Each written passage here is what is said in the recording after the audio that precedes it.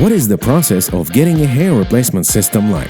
The very first step is having a consultation to analyze the wearer's scalp, lifestyle and budgetary needs. This will determine the hairpiece's attachment method, size, color of hair, density and base design. The hair studio will recommend a hairpiece to suit the customer.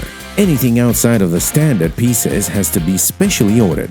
Once the hairpiece is available, the stylist will ensure the hairpiece fits the shape and size of the concerned area. After that, the hairpiece can be bonded to the wearer. For the glue and tape method, the concerned area would be shaved clean or cut down to 1/8 of an inch for the strongest bond. After attachment, the hairpiece can then be styled according to what the customer wants. Lastly, wearers should practice proper home care with the right hair products so it lasts longer. They should also go back to their salon to maintain their hair and have a haircut. Visit Aremyhair for more information.